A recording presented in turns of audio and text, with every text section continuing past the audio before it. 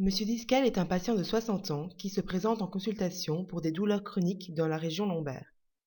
Il est accompagné de sa femme à laquelle il se cramponne afin de ne pas trébucher. Lors de l'inscription, il doit s'y reprendre plusieurs fois pour compléter sa fiche. À l'anamnèse, le patient précise avoir subi une opération chirurgicale pour hernie discale 2 ans auparavant. Un test de la sensibilité est pratiqué. Celui-ci révèle une altération des sensations et un retard à la perception. Un diagnostic est alors posé. Douleur chronique avec dysesthésie et troubles moteurs séquelaires sur hernie discale malgré une opération chirurgicale 2 ans auparavant. Et un traitement est mis en place. Administration de gabapentine et de morphinique. Si la douleur persiste, le patient sera mis sous stimulation électrique médulaire. Une détérioration structurelle du disque intervertébral chez le patient a entraîné une hernie discale qui a comprimé le nerf sciatique et engendré des troubles moteurs, des dysesthésies et des douleurs chroniques. La hernie discale provient de la protrusion du nucleus pulposus d'un disque intervertébral dans le canal rachidien. Le disque intervertébral est une articulation cartilagineuse comprise entre deux corps vertébraux. Il possède deux structures principales, le nucleus pulposus, entouré d'un anneau fibreux. Cette articulation est élastique, ce qui permet l'amortissement des chocs et des mouvements du rachis. Avec l'âge, l'épaisseur du ligament fibreux diminue sur son versant postérieur.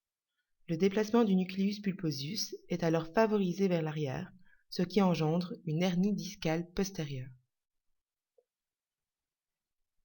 Une fois sorti, le nucleus pulposus comprime le nerf sciatique qui passe par le trou de conjugaison. Un nerf est un ensemble d'axones.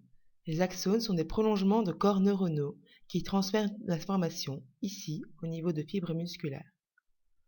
En plus des axones, le nerf est composé de différentes structures de tissu conjonctif, comprenant l'endonèvre qui entoure l'axone, le périnèvre qui est un tissu conjonctif entourant un faisceau d'axones, et l'épinèvre, qui est un tissu conjonctif dense entourant le nerf entier.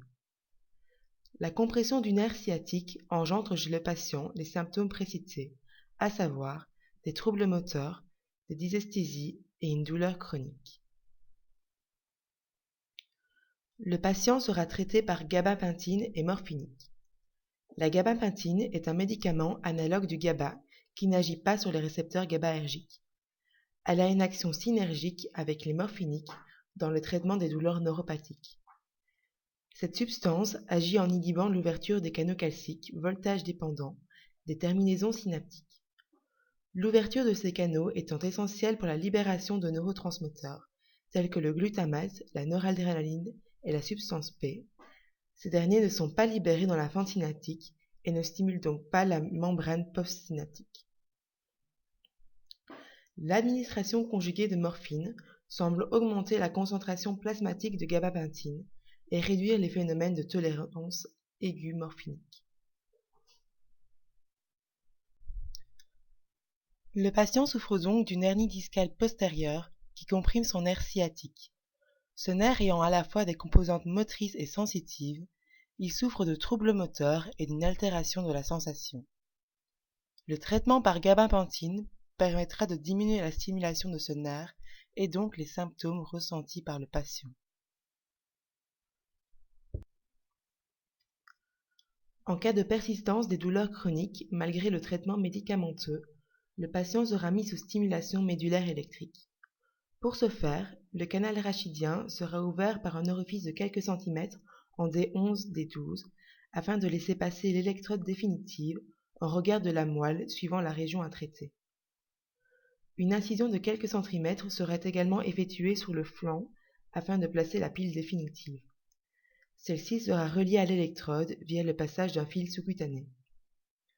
La stimulation électrique à intervalles réguliers provoque une sensation douce de fourmillement dans les territoires correspondant à la douleur, de sorte que le patient ne souffre plus.